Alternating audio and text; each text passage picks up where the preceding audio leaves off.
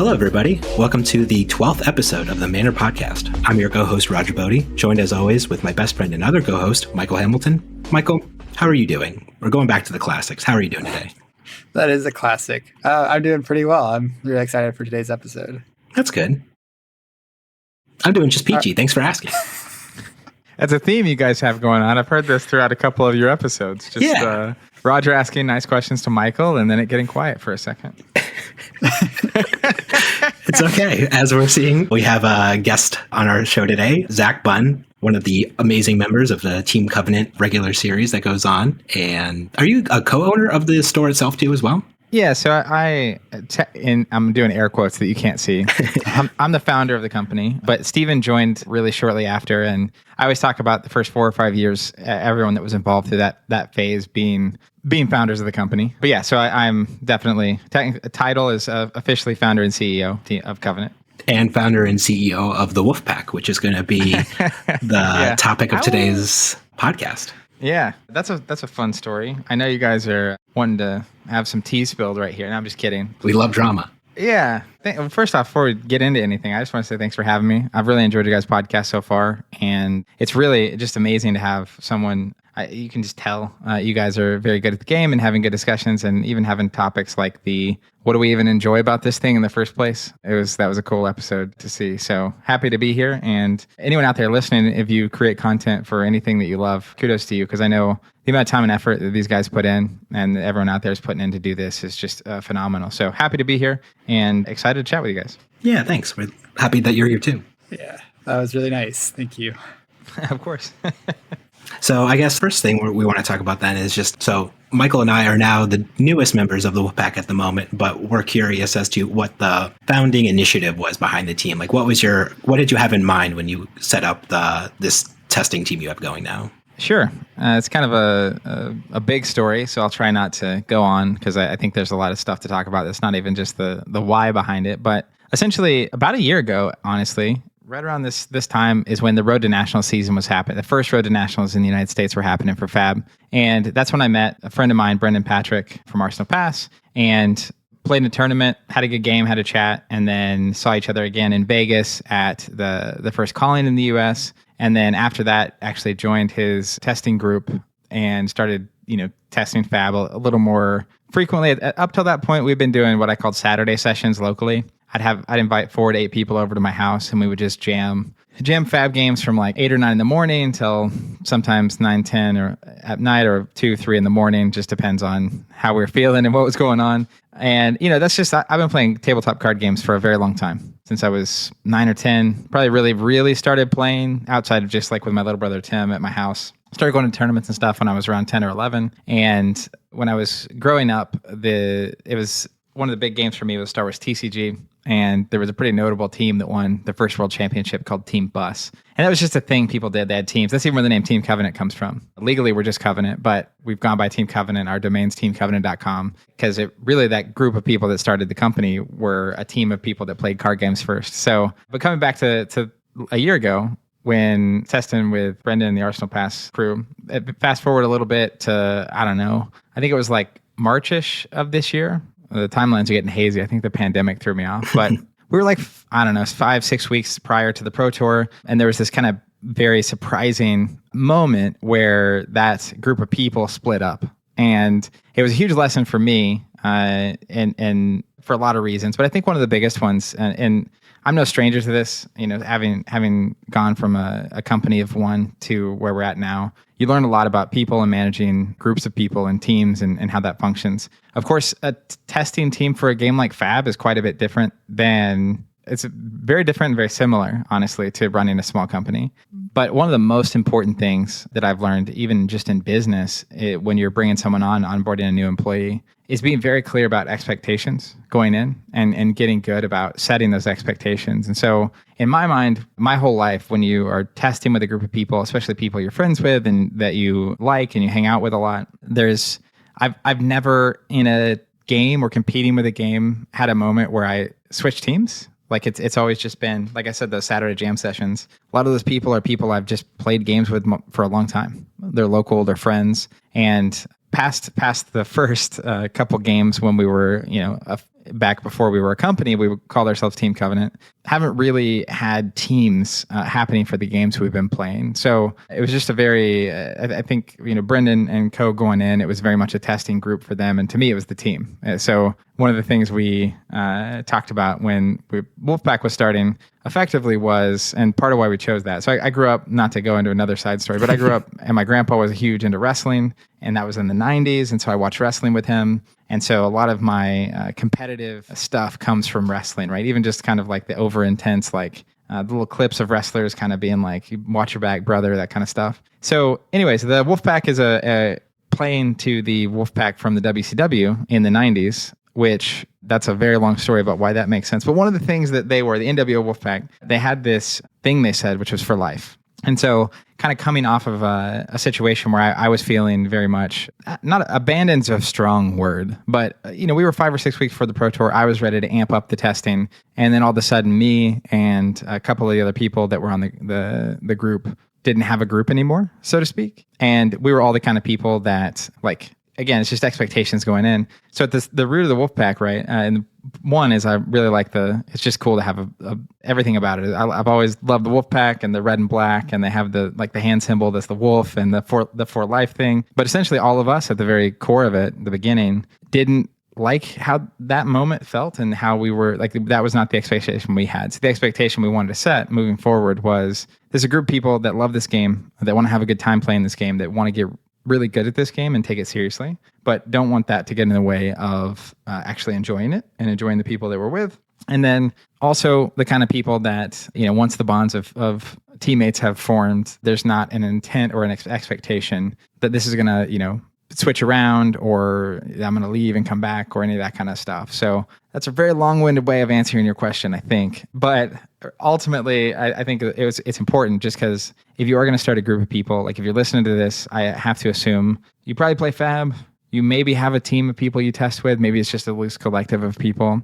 And maybe you're looking to set up a team. And I think it's really critical to understand it's the same with the company, honestly. A lot of the big questions you have to really, early on, it's easy usually, because in a company scenario, because you typically have some kind of reason that you exist that's very clear and you're very passionate about. And whether it's solving a specific problem or defeating a certain enemy or opponent or, company or whatever it is. So same thing with the team. I think it's really, really critical to establish the goals and how it's going to work, and just make sure before people join and before you keep adding people, what those expectations look like. And that just goes a long way. I mean, we've already had some, I'm sure we'll talk about it in the Wolfpack, some moments where there's conflict. And if you don't have those expectations set, that's a lot of times when groups can just like fall apart, or people start getting bitter towards each other and all that kind of business. But it just keeps it clean to establish that from the start. Awesome. Yeah, I really appreciate you going into that detail, actually, because it really helps not only Michael and I, but I'm sure all the listeners just really understand your mindset and what really goes into creating this awesome team that Michael and I have been a part of that we really appreciate so far. I'm glad to hear it. Any thoughts from you, Michael? You kind of said what I was thinking. It is nice to get some insight on. I'd be curious to kind of turn the table around on you guys, and these stories will eventually merge, but essentially ask about your history a little bit in card games, but particularly with teams, and then what it was that ultimately made you want to join the Wolfpack. I'll let Michael answer this one because I think he's had more experience with professional cardboard teams than I have. But yeah, so I guess going back, my card game background is mostly in Magic, and in Magic, I never really had a testing team or a testing group. There was a great online client called Magic Online that I used for most of my preparation. I would play. Great's a strong word, but go on. Okay, it wasn't great. It was very convenient though, and basically everyone that was playing on there, like, you were putting money up to play every round you played, not actual money, but in-game items that were essentially worth money, and you could then sell them if you won, and you would lose them and have to buy more if you lost. And so most of the people that were playing on there were at least like reasonably serious and reasonably competitive. So yeah. I relied pretty heavily on Magic Online to get a lot of my Magic testing in. And then when we moved to Flesh and Blood, there's not really a program like that. So before the callings in Cincinnati and Orlando, me and Roger would play against each other, and we'd play a lot together, but it's not really enough to play with two people to really like figure out a whole format when there's not a ton of information out there for the game. And like there are some deck lists being shared, but there's a lot of stuff to still figure out. This game's really young. There's not a ton of people playing it, and there's not a ton of information out there. And there's no like centralized online system where a ton of people are grinding out games publicly for you to see what's happening and see what the best is. So I think we started looking for a team because we were kind of, at least I felt like between the two of us, we couldn't figure out a format by ourselves. So we kind of had for New Jersey, shortly after Indianapolis, I actually ended up meeting Brendan Patrick because he missed his flight to go home after the calling in Indianapolis. Or he didn't miss his flight. It got delayed. Got pushed back. Yeah. And so he actually ended up coming over to my house and we played some games. And then a few days later, he's like, hey, would you and Roger be interested in testing with us for New Jersey? And I was like, yeah, that sounds great. We've been looking for people to test with. That would be a great opportunity. So we ended up testing with them for New Jersey. And most of the experience was pretty good, but there wasn't clear expectations set once again. yeah, it's a big deal, man. There weren't clear expectations, and I wasn't on the same page as them about what testing together actually meant. I thought we were a team also. It was just a little bit different than what I expected. So we decided to part ways with them, and then we looked around for a while, and we never really found a group that really fit. We were with another team for a very short time, but that wasn't a great fit either. So me and Roger were I was going to ask kind of a follow up, which is I can tell you're being a little sensitive because obviously it wasn't a great fit, and there's no I assume there's no desire or need to be have animosity or whatever. But like, if you can, I mean, I'm curious. There's a lot of different reasons people aren't a great fit, right? And I see this when you're like hiring new people to join a team. When you're at 3 people and you're going to 4 people, it's like culturally that has to be a really good fit, or it's going to be really a problem. So I don't know. Do you have any examples of like what that means, I guess? Yeah, I guess it's kind of a cultural thing. It was like they were just, I don't want to say there was a specific person in the group that was pretty abrasive over text chat. And then they just were kind of like a little bit more like internet bro-y culture almost. Not that there's anything wrong with that. And people are allowed to make jokes or do whatever they want once they're comfortable within a friend group and stuff like that. Like I get that, but it's a little bit more daunting, like when you're a newbie or somebody who's not familiar with the in-group trying to be welcomed in and people not really welcoming us in a way that we felt was appropriate. And just kind of some of the in-team interactions just made us a little apprehensive. Gotcha. So it's almost like the vibe, right? Like, right. If you were just hanging out at dinner with someone, there's some people you can just kind of be comfortable with and organically talk to for a long time. And then there's some people that's more of a challenge. And it's nothing, it just is, you're, maybe different in whatever different way. Right. And we weren't going to put our foot down and say, this is unacceptable or whatever, because that's their team. We're the outsiders. We got it. So we just said, hey, we're not comfortable with this group, but best of luck. And we're just going to look elsewhere for our testing. And they understood that and we moved on. And by the way, that's so helpful on both directions, saying that early. If you're feeling that way and you're in a group, like it's way better to get that out of the way than it is to just kind of like linger and, hope that it kind of resolves itself. For sure. And Michael and I are really close. Obviously I start every cast by saying, he's my best friend outside of being my co-host and all that stuff. So I'm always checking in with him for how he's feeling on a situation. So like even when we joined the Wolfpack, I was like, so after a week, I was like, so how are you feeling about this? What are your thoughts overall? And we'll just kind of like talk about it and make sure we're always on the same page about any interaction or anything. So even our own friendship, that's something we really value. Sure. It's nice too when you're joining a team, because like if you're joining a team of people that aren't just like local people you already know, joining with a friend is actually super helpful, right? Because you do at least have that person that, just like if you went to school to a new place, right? Having someone that you know and are familiar with is helpful for a lot of reasons. Yeah, of course. So good. I'm glad we're all on the same page for like what we want on the Wolfpack now. And I think that's what's led to it being a great fit so far. But as far as like what the actual day-to-day expectations are and like setting a schedule and even some of like the evaluations we've done, like what do you think is like, I don't want to say most important, but what do you think goes into like that hopefully generating results or success or something like that? Oh man, it's a really good question. So it's like I said earlier, it's a lot like managing a group of people, like a small business, but there's a lot of ways it's different too. In that, one of the things from early on that even when I was in the Arsenal Press group, I obviously my day-to-day job is managing people, both sometimes fortunately and sometimes not. It's about tabletop games, right? So when I'm being competitive at a game, as an example, or attempting to be competitive at a game like this, that's kind of an outside of my day-to-day moment for me. It's where I just kind of get to be me and don't have the same responsibility. So it's funny because with the AP group, I was very much trying not to. I was just trying to be a member, if that makes sense. Like there were definitely problems that later, once everything was falling apart, it was like, oh yeah, these are problems I too noticed, but I didn't see myself as in charge of this, so I was letting the leadership handle it, right, or not handle it. That's their call. So one of the other pieces with the Wolfpack was like I both wanted it to be more clear how it was going to go, but also was not necessarily 100% just looking to be the dominant voice. Wanted it very much. That's another thing that I like about calling it a wolf pack, is like it's very much a group, a close group of people that are working towards a similar goal. And so I think the reality is, you guys were saying it earlier, like for the two of you to solve a meta, I think that's impossible unless you had significantly more time in your week. And I know you don't.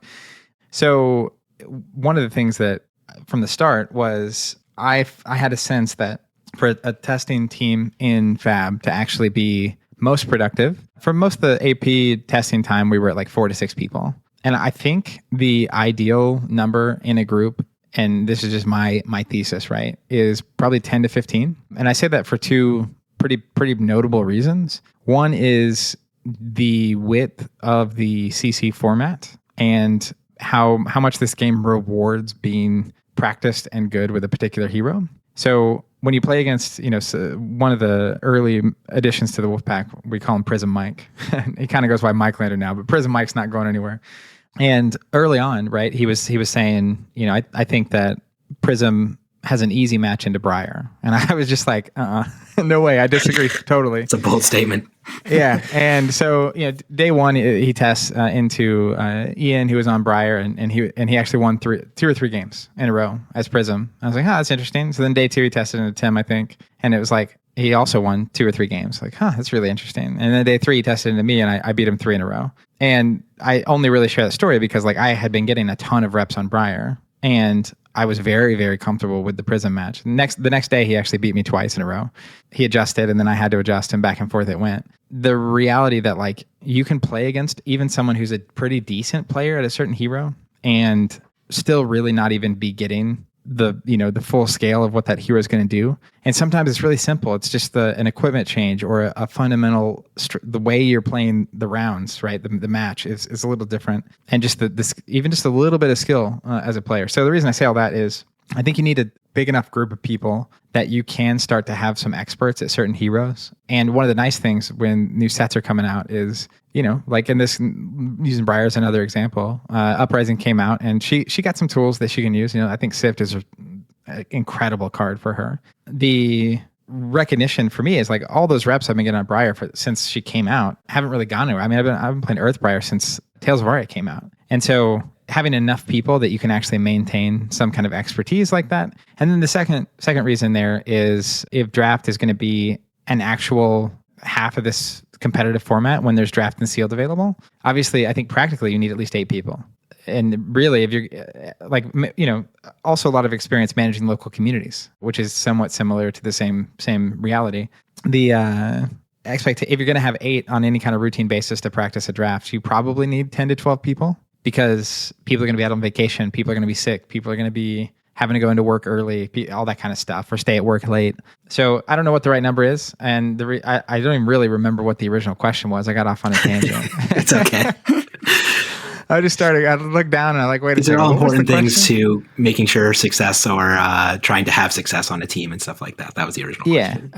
Okay. All this is leading to the point of it's not a solved puzzle. I think one of the things you have to do to solve complex problems like this, whether it's building a deck or building a company or whatever, is you just start and you make sure that everyone feels safe and communicates, and has a place to speak up if they have an idea or if something's going wrong. And you do the process, you see what the results are, and then you iterate and make changes. And that mentality, I think, is super important. So, one of just as an example of this, early Wolfpack days, the very beginning, I think it was Ian, Tim, me, and Dante talking. And one of the things we had previously been doing on the AP group was we had a spreadsheet where every time you'd play a game, you'd add who was the winning hero, who was the losing hero, did the winning hero go first or second, what person was playing this hero, what person was playing hero B, and then there was a column for do you have any notes about this match and how it happened? And I've definitely, that was the first time I had been that granular in gathering data. Prior to that, in my testing, I would usually just have my favorite decks and play them a lot, and then I could mentally tell you kind of how I thought it was, and then sometimes you would literally keep track. It's I'll play this match 10 times and see what the win rate is, kind of a thing. But coming to the Wolfpack, one of the things we were talking about is essentially how much information gets buried in that column of the spreadsheet where you're posting the notes of how this went. And at some point, I'm looking at a thing with 200 lines of games that have been played with bunches of paragraph, and it's not really that helpful to me. So we made some adjustments, which was, we have in our team Discord, we have a channel for every hero. And then after, a play session, not only do you report the data, improve that process too, but you report the data and then go into there's that hero channel and you post, what was your record? What were you playing against? And then thoughts and notes, right? What went well? What were you testing? What were you curious about? What do you want opinions on? And that is a really phenomenal, just prompt. When you're a lot, it's happening all the time, right? If you have enough people too, it's just constantly that's being updated, and that's more useful because it just kind of prompts discussion. And then, recently one of the people on the team is my longtime friend, Eric, who up until he qualified for nationals and his 11-year-old son qualified for nationals, he was a limited player. He's one of the best limited players of any game I've ever, I played a lot of games with him. He's just got that brain. He got the limited brain, but he was starting to try to figure out how to get constructed. So he actually went through and read every hero, every update since Uprising hit to kind of catch up on the meta. And it was really nice too, because he was focusing on one or two heroes. So he could literally go to that channel and just see not only all the updates, the one-way updates, but then all the discussions, right? And I think that's one of the biggest upsides of having a team is that you have a group of people that can have ideas and have thoughts. And another example of that, I think it was you, Roger, that came in and was like, hey, I'd really like us to independently rate all the Uprising cards for limited from 1 to 10, and then compile those results and have, group chats where we actually go through and talk about the differences and why we rated it certain things and make cases and stuff. And that was so helpful for me going into the Road to National season where I was playing 3 limited Road to Nats. And one of the upsides of having a group of people is there's a lot of smart people in the room and there's a lot of good ideas. And if the culture is right, I think that you can actually get really powerful innovations and improvements. And we'll see. I Road to Nats season went really well for the Wolfpack. I think we had all but 2 of us qualify. I'm trying to look if I can find it's everybody but me and Steven. Yeah. You and Steven. I need to go back and reevaluate all my draft opinions and put Icelander as 0 for all of them because I'm never drafting that hero just again. None.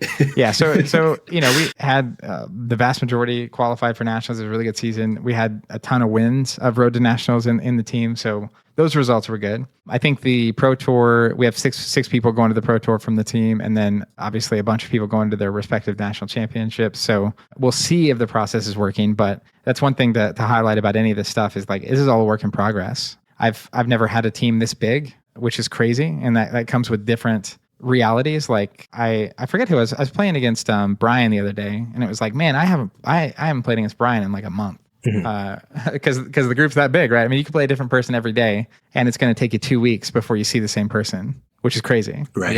That's actually very different. So I don't know what the right number is. The right number might end up being 50. Who knows? But right now we're in that 13 to 14 pocket, which I think is that's kind of the science experiment that's going on now, and we'll see what results follow. That makes a lot of sense. Yeah, I think the size of the team has felt really good, and just whenever I don't think going 20 plus really makes sense for a team anyway, just because it's hard to find, even 14 people that have a similar, vibe setting between each other, and just that mindset of still taking things seriously enough. And then also like somewhat equal skill level. Like obviously I don't think anybody on the team is as quite as good as Michael Hamilton, as the ELOS shows. He was the number one rated classic constructor player in the world for a while. Did you know that, Zach? I'm painfully aware. Yeah. Yeah, it's hard to dispute, I mean, but yeah, I agree with you, right? That's a lot of people to line up principally, and then also even just commitment and skill wise. I think that's the other part of that, which is for us specifically, I think the first ask on, not really first ask, but first is like, okay, let's talk about what you're looking for and why you're playing this game. But the second one is, are you available Monday through Friday, 6:30 a.m. to 8 a.m. Central Time? And willing to play webcam/TTS games? And if the answer is no, then you're pretty much just out. Because for me, I know how important that repetitive interaction is. And not just having like an online group where we talk about things, but like just those touch points where you're playing against a different person every day and having that interaction. That's how teams are formed, right? And that's how ideas happen. That's how progress happens. And we also test on the weekend, but that's a little more flexible because of life and everyone. And the actual events usually happen on weekends. But that's one bar that people have to jump. And there's a lot of people that aren't available during that specific time. And that also rules out a lot of international interest, right? In terms of like adding people from, that was one of the problems in the AP group, is half the team was in New Zealand / Australia. So like they were staying on till 2 a.m. to test with us at 6 a.m. It's like, this isn't great for anybody. Like everyone's tired. What are we doing? Why? Yeah, that makes a lot of sense. I guess you kind of mentioned there are, I think 14 was the number you said we have right now. It's a big enough group that I have to go verify really quick. It depends if you want to count Steven or not, Yeah, that is, I mean, it's important. It always messes with me because we have that flesh and bot in the channel. So like when I go look, it says how many people are online and offline, and it's 14, but it counts that bot. So yeah, we're at 13. And we actually brought in Eric and Steven specifically to be limited specialists. Mm-hmm. Eric's flexing a little bit now because he qualified for nationals and he wants to play. But I think that's another, if that's going to be a genuine format, having some people that are kind of the experts at constructed, some people that are kind of the experts at limited, and then having a bunch of people who can generate data and test out theories and test out stuff and provide, we had 13 people going to road to Nats. So you're getting a ton of data on how things are going and if this is what we expected or not, and did that evaluation make sense or not. So that's just that can be, it's like big enough to actually have a volume of data, but not so big that it's a crowd and like people get lost in the noise, if that makes sense. Absolutely. But yes, 13. 13 is the answer currently. And like, one of the weirder things is obviously like I do the weekly live stream with Covenant, and then like there are some pretty notable players on the team. And so even if not, but because it's some players are known and just general with 13 people, we actually get a really high number of requests from people to join the team. Oh, wow. Yeah, you guys might not be aware of that. But so if you're listening to this and you're like, oh man, I'd love to be on that team. We're currently kind of on cap. I want to test this out through Pro Tour / National Championship, probably all the way through the World Championship, and give everyone on the team a chance to evaluate like, what were the upsides? What were the downsides? What do you wish would change? How are you feeling? Do you want to keep doing this anymore? But it's tough because like good friends of mine are asking, hey, I have a really good friend. He's good at the game, wants to join the team. Right.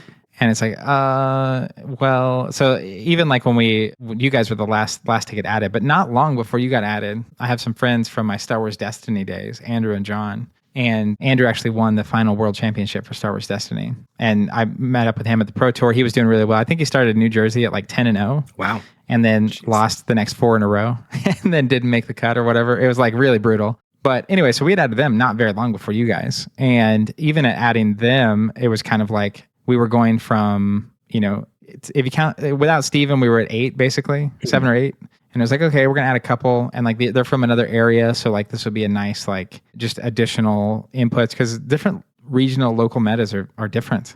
They behave differently. The Oklahoma, Texas meta is like really not the same as the overall meta, which I learned very quickly. But anyways, we had them, and then you guys came along, and I had talked to Roger a while back actually. And it was just like, it was a decision to make, right? Like, and at that point it was like, if we add here, we're going to put pause. we're gonna hold the line here for a minute. But yeah, that's been interesting too, because like there's some people I really like that have been asking about, are there spots, can they join, and having to say no, especially when it's not fun, especially when you like the person and think they're really good at Fab. Like, but again, there has to be a line somewhere. Well, speaking of not fun, and also from a boss mentality, then on that note, could you ever see having to unfortunately like make cuts from the team, like? Because if so, I think I could probably start packing my bags. I could see me being one of the first ones cut. But. Yeah, I mean, I honestly that's yes, I could, but ultimately, to me, it would not be like a unilateral. I'm making this decision, and at least in my experience, when expectations are clear, with like even with employees, it's never. I've only had one time where I've actually fired someone, and it was like a surprise. Mm-hmm. And that was a while ago, and something happened that was just kind of too bad to allow on any level whatsoever. So the same would be true of the Wolfpack, I assume, which is like, if someone did something truly heinous, it's not like, hey, I'm kicking you out and never want to interact with you again. But at the same time, like, this is not an allowable, it's not whatever, unethical behavior or whatever. Or you talk bad about Bolton or something like that. Yeah, exactly. No, I mean, like if they had to do something real serious, right? But other than that, like for me, and that's kind of comes back to the expectations of why you're here in the first place being so important, which is the goal is to have a group of people that enjoy being around each other, that love playing this game, that are committed to getting as good as they can at the game. And that's really it. There's no expectation. I say this in like the welcome message before I officially add people. There's no like you have to play the best deck, or we're expecting results. Your elo has to be a certain way for you to be on the team. And I've seen this throughout my life. Like there are players that are good at different things, and sometimes players are really, really good at tournaments. And for me, getting in that, like at the Pro Tour, big moment, playing against Sasha on stream. He's on Kano. It's like a pretty big round 13. If I win this one, I need one more, and I'm in the top 8. And like in that moment, like if you like look at my heart rate on my watch, like my Apple Watch or whatever, it's probably normal. Like I'm not like stressed out basically. And so some people can't do that. But at the same time, it's like role players in sports. I don't know how much you guys are into sports, but... Oh, Michael loves sports. All the sports ball. Sports ball. But basic example that everyone knows is like Michael Jordan. And it's like, clearly he's the greatest basketball player of all time. But at the same time, like there were really critical people on that team that are what I call role players. So having a group, and like, as long as people are participating, but that's another thing to outline is like, are there things that could get someone removed from a team? Like that's good to know going in, instead of something happening and then now you have this like really awkward situation, like, hey, so-and-so did this really awful thing, or so-and-so, like what happens when a player just stops playing? Right. And realistically, again, one of the requirements up front was, are you available Monday through Friday? And it's not, no one's there's not a roll call. We're not seeing how often people are playing, but if it's a month where someone wasn't on like a vacation for the whole month or something, and they only get 2 or 3 games in, and that's a consistent pattern, at some point, it's like, it's been fun having you, but obviously you're taking up a spot on the team and not really contributing. So that's cool, but either that needs to change, or we're going to fill that spot with someone else. Like, no, there's no personal here. It's just, this is not why we are, again, spots are limited. So we can't just have people sitting around. You know what I mean? Yeah. So let's toss a question here at Michael. Is there anything that you feel that we've done so far with the Wolfpack that's been particularly helpful in our prep for Lille coming up? Great question. Oh, wait. This is a question for me, right? Yes. Okay. I guess Zach already kind of talked about this, but one thing that I have found really helpful is posting like the summaries of what our takeaways from the games are, and like, hey, this happened in my game and I did this, or I tried this card out and it was good in this spot, but it felt awkward for this reasons. And then other people ask questions, and that like really gets you thinking about kind of the opinions you formed off the game. And then they present other situations or other cards, and they're like, what if we did this in that spot? Would this solve the same problems you're trying to solve with this other card? Be better in other spots as well. And just like that discussion that's happening so frequently, and like, is it organically the right word to describe it when I'm like, yeah, just it's like very natural. Yeah. It's just natural discussion. And I found that really helpful. And I feel like that's done a lot for like tuning lists that we're working on, and just like either dismissing our ideas or deciding to pursue them more. How I know there've been some lists that you've been tuning, as it were, and other people are tuning the same list. So is that new for you? Because like I feel like even in the AP group, which would have been smaller, maybe at some point you pick the deck that everyone's going to play, and now you're all focused on the same thing. But like even in the early stages that we are up to this point, it's been cool to watch that happening, especially because I know you're working on some stuff alongside John, and he's just kind of like, you guys seem like very different types of players and deck builders, and seeing those two approaches come into the same hero, it's been really fascinating as an outsider just watching that happen. I can't contribute that much to it, but anyways, I'm curious your take on like if that has really also been helpful. Yeah, definitely. John has a lot of ideas, and some of them I'm like, that's crazy. There's no way I'm doing that in the end. But like even just seeing what he's trying to do, and like sometimes just like taking part of what he's doing has really helped a lot. I mean, I think that's just teams, man. Like having different approaches is really cool to the same problems. Mm-hmm. And I know for me, like one of the cards I've been questioning recently, and I know Roger's going to get a kick out of this, is Sonata Arcanix. Oh no. Which, I posted about like, I don't know, 3 or 4 weeks ago. It's not unknown that I'm a huge fan of Viserai and Briar. And so I was just like kind of really questioning this card that has kind of been in I don't know if you guys are this way, but it's like been in my auto include stack for a long time. The core of the deck, as it were, where it's just like, oh, this is part of the somewhere between 40 and 52 cards that are in every matchup, regardless. And it only takes missing so many of those at the right time before you start asking the question, like, should I be doing this? One thing I really appreciated was like, Roger came on the other day and was like, would never play this card. Like, no way. The variance is too high. And like, he expressed his opinion. And then like, essentially I was giving the reasons in either Viserai or Briar's case, like why you should or shouldn't be running this card.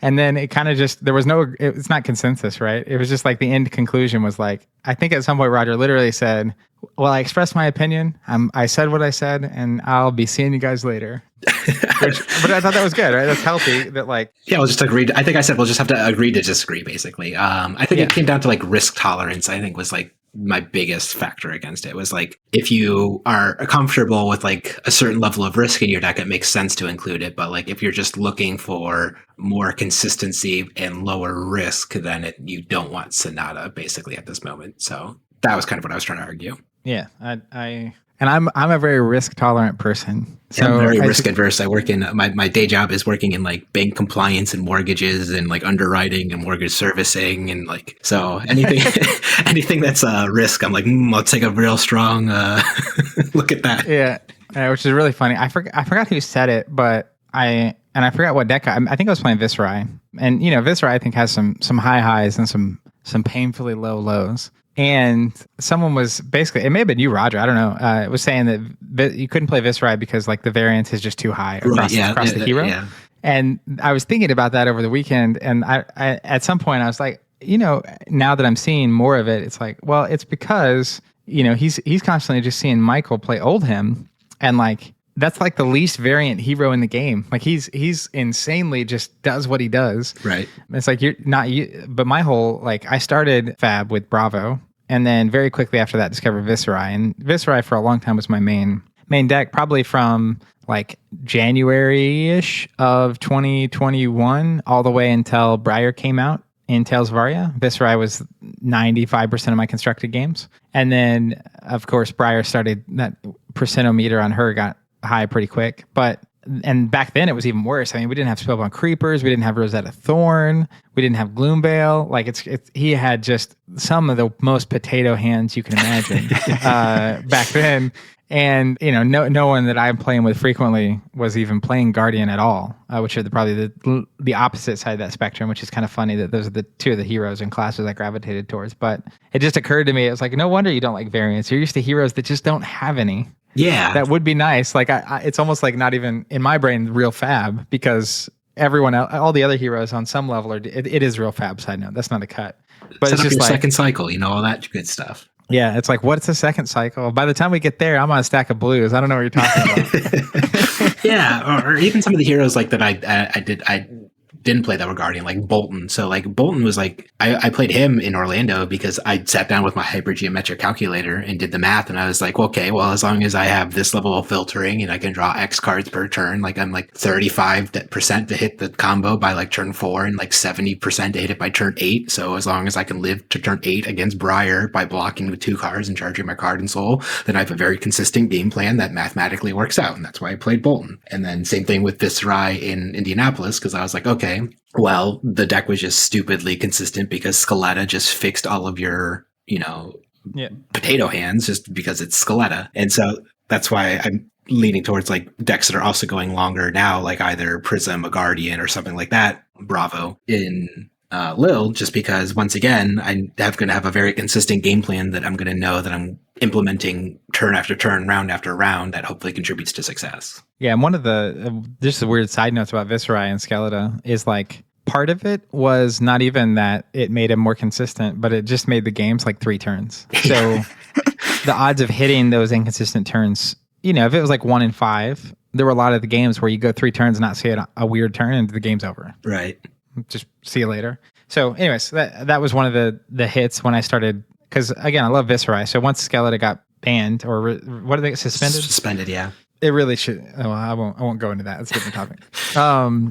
I was like, let me just see. Like, it's going to feel a lot more like old style Viscerai, where I wasn't trying to combo off or just be pure aggro, but realized very quickly it was like, he's better than he used to be because he has a lot more tools than he used to have, but he's also now just too slow at that time for particularly Chain and Starvo. Like he's just not. He has these inconsistent turns and also is just like slower, which is a problem. So that's been fun. How are you guys feeling about Lil specifically? So you have a team at your back and we've been testing. I'm curious to hear from you on this a little bit. Do you want to go first, Roger? Sure. So overall, I think the testing prep for Classic Constructed obviously has been going really well. I think we're all honing in on the heroes we want to play, tuning our lists really well at the moment. I think we're going to have a really good understanding of what heroes will be represented across the board and having solid game plans into that. But obviously, given that we're a mostly remote team with people all across the northern United States, Canada, and stuff like that,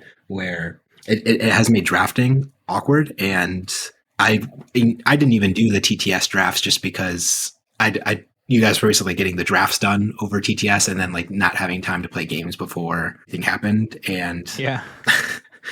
So I think that's the biggest hole in my prep so far. And I think that showed over the cross. Like, that's why I'm the only team member to have missed not qualifying for Nats, because my draft performance was so bad. I did 2 draft road to Nats, and the Classic Constructed one, I made top 8. I just happened to run into a bad matchup twice, and that was the end of the tournament. So in Classic Constructed, I feel very confident that I'm going to pick at least something good, and I'm going to have a really well-tuned list, but think I need to actually double back into Limited at some point in the year. Maybe just go back and like memorize the spreadsheets and pick orders and things like that, and just start rating things on that now. Yeah, it's definitely a tough format to test. It takes a lot of people and a lot of time versus the constructed concept that you've been working on. It's also crazy for me.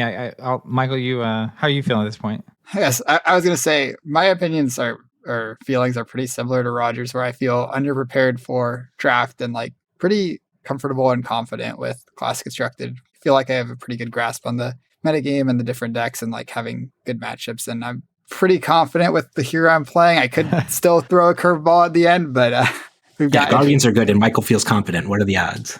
Yeah, we've been on our weekly. So another thing we do that's kind of, now that we're at a larger group of people that I did mention earlier, is we restrict, when you're at 6 people, you get on at 6:30, you can chat for 5 or 10 minutes and kind of see how everybody's doing and check in and stuff. But when you have 13, if everyone just gives us 30 seconds on how they're doing, it's like that's 7 or 8 minutes of our time. So we kind of limit most of the like longer form discussions to either Monday morning, or if people finish up games and there happen to be a group getting together that have time to keep talking after the 8 o'clock time frame. But we've been doing the odds-o-meter every week too. Like I've been tracking like what are the odds that you play what heroes for people going to the Pro Tour. And my goal has been to lock into a hero this week the whole time. Because I think that's another, in talking about testing and getting ready for a big event like this, I always really do not like getting to like the week before an event and still not being 100% sure what I'm playing. It's stressful, and it also leaves, it's like a lack of focus. So it leaves your brain open to things, right? Like I'm thinking about, have this idea in the back of my mind on how to make this deck better or this deck worse or this deck actually able to beat certain matchups or whatever. But once you hone in, I think that focus is really powerful, and it's really helpful to have a larger team because you can basically have, once people, in air quotes, let's say 99% lock in, you're not completely leaving other options off the table. It could be, that we think deck A is the best deck and I'm picking that deck, and then all of a sudden a deck comes out of testing, it just doesn't lose to that deck A ever. We broke Azalea, guys. We did it. You heard it here first. We weren't supposed to say anything, Roger. My bad. I thought this was team meeting. Sorry. Yeah. It's easy. We drifted into that. It kind of feels similar. But yeah, so I'm also feeling pretty comfortable. My 3 favorite heroes in the game: Bravo, Viserai, and Briar. The hardest part is I think all 3 of them are valid picks at this point, and I don't think that's a surprise to anyone unless you're just not following the meta at all. And so choosing between them is just like actually very challenging. So we'll see where I end up, but I'm feeling pretty good. I do think I like that my 3 favorite heroes that I might play are heroes I've played a lot of games with. So it doesn't feel like I need as much time, but once I pick, I'm with you guys. Having a limited format be basically half the tournament it's like nice to have this smaller pocket of things to consider and really explore. To me, like a lot of games I've played in the past, I'm curious. I have no idea how that works for Magic, but most of the games I play, when a new set comes out, the meta just completely shifts. And then, you have some general skill that carries over because of all the reps you've been getting in. But in terms of constructed lessons and learning, it's just so different that like, it's not like you get to carry most decks meta to meta to meta. How is this experience compared to like Magic for you guys? So Magic is kind of closer to Flesh and Blood, I'd say, where like when new sets come out, maybe new decks pop up, but the old decks are usually still like playable and they might have to adjust a little bit. For Standard though, there's a rotation every year where like half the format just becomes not legal to play anymore. So those are always like the big shakeups that happen once a year, but like set release isn't usually a huge shakeup. It's usually like maybe 1 or 2 new decks come out and some old decks have to adjust their sideboard plans to fight the new decks, or maybe get like 1 or 2 new cards that like pushes them up a tier. And one of the things that Flesh and Blood's going to do in the long term with the Living Legend format, I think, is going to hopefully start to mirror what the most popular way to play competitive Magic was, which were called like eternal formats. So in Magic, that means like legacy. So that's like from the original alpha set from like 1992 all the way to present. So there's banned cards that are obviously super too good or powerful. So there's a ban list on it, but for the most part, anything that ever in Magic's history is allowed to be played in legacy. Then around 2006, 2007, they created another format that was a hard stop, and it said, well, the modern format. And so it created like a more long form tournament, but you couldn't play with like the older cards because they just started to feel so different. So they modernized. Now I'm doing the air quotes and you can't see that eternal format. It's called Modern. And Modern has been like the most popular way to play Magic, I think, since its inception, just because it's very fun, dynamic. Usually the games are, and you get that long form consistency with a deck. So once you pick a modern deck, it's very rare that a new set will come out and either completely invalidate or completely reshake up the format in a meaningful way. So you get to stick with like the same deck over a very long period of time in like modern specifically. And when Living Legend carries over, and once like, well, Chain is just going to be legal for forever. So if you just want to play Chain once Living Legend comes around and it's 4 or 5 years from now, and no matter what happens, you just love Chain and you just get to keep playing him forever. So that will be an interesting experience when that rolls around. But Classic Constructed, I definitely understand, since 1, it's so new and the card pool is relatively low, and 2, with Heroes Living Legend it out is also a really big shakeup, as we're seeing now. Yeah, I'm curious how they utilize that Living Legend format, and also how insane it ends up being. That'll be fun to watch one way or another. So in Magic, I don't know. I'm again, I've been playing card games forever, but just kind of avoided Magic. So is it also the case that even if things changed, there are effectively archetypes that, this is this kind of deck, so we've seen this before, and I know how my deck is supposed to play into this kind of deck, and here's my answers to that archetype kind of thing? Yeah, absolutely. Because I feel similar happening in Fab, where there's a fastest deck, and if you're the fastest deck, then you have to know how to beat the fastest deck and avoid control, et cetera, and then all the way down to here's the control decks, and here's how they're playing. So I think a lot of the skills can carry over, even if decks change or heroes change. Yeah, absolutely. Mike, do you want to talk about like the traditional archetypes in Magic, basically? Yeah, I guess there's like not actually that many that I feel like were consistent between formats. The main ones are there's always some red, usually mono red, aggressive deck where it's just playing cheap creatures that aren't particularly good to attack with, and then a lot of very efficient burn spells to finish your opponent off after you attack with the creatures. This deck's always an aggressive deck, and the ways to beat it are almost always the same. You need like ways to kill their little creatures or invalidate their little creatures, and ways to gain life. And then there's almost always some kind of blue-based control deck that's trying to make the game go really, really long, take forever, draw a bunch of extra cards. Those players. Yeah. Michael and I were those players. Make the game go very, very long, draw a bunch of cards, and then it'd have like usually 1 to 6 cards in their deck that actually could win the game out of their 60 card deck. And they would just keep drawing out the game, eventually draw 1 or 2 of these big things that ended the game for them or won the game for them. Some of them, there were a lot of different ways to win the game than the control deck. But the point is that you drew the game out forever. You basically made it so what your opponent drew and did after a certain point wouldn't matter because the game was like already decided because it had gone so long. And then the other ones, I guess there's usually like some white-based aggressive deck that's similar to the red deck, but usually their creatures are a little bit better and basically get buffs or give bonuses for having more creatures, and they just attack a lot. And the main way to kill those is you play these cards that say destroy all creatures in play. Yep. Tails all this time. I mean, it had to feel, I've seen this recently. It's been really nice to be able to test into a bunch of different kinds of decks, but you kind of need effectively the Guardian players in your group to want to be playing Guardian to get a lot of test games against Guardian. And it's hard to get a lot of test games because the games do go longer. But one thing I was thinking about the other day is like, and I wanted to ask you about when I was here, I feel like in Orlando, when you were on Oldhim in that Lightning Briar meta, like that had to be like one of the most amazing feelings in the world, because even now that I've seen it, is like when the games start going really long, like when we're on like the 3rd pitch cycle of a deck, that's territory that as a Viscerai player, like you don't get there very often. And so I feel like, I don't know if it's true or not, but I'd just like to hear a little bit about your experience in Orlando, because like I have to imagine it's uncomfortable for the player across the table who's used to a game ending in 5 turns to be on like turn 14 and be asking the question, wait a second, how am I actually going to win this thing? Yeah, it definitely did feel very good. Me and Roger basically booked our flights like a few days before the tournament because we're like, hey, this Lightning Briar deck is popping up out of nowhere. And I was like, I want to go because the deck I've been working on anyway beats it up really bad. And then just like, you couldn't see, like, I don't think people were super uncomfortable when the games got to that point, but like, you could kind of tell when they knew they'd lost the game sometimes, even though they still had like 8 health or whatever that. Yeah. The game like, wait a second, I don't have a way to do this. Yeah. You're swinging the winner's well for forward or frostbite, and they look at their hand and they're like, if I block this, I can't play a functional turn. If I don't block this, I go to 4 and get a frostbite. And the game is just like, yeah. And that's amazing. That's absolutely the position you want to find yourself in. It's just like not on the deck everyone else is, and then the one that just has a particularly, and again, you just have the reps, right? Like you know what it's like to be at that 3rd cycle or this health against this hero. So to you, it's how every round's been going, but to someone else, like a Lightning Briar player, it's like I played 3 rounds that all finished in 10 minutes.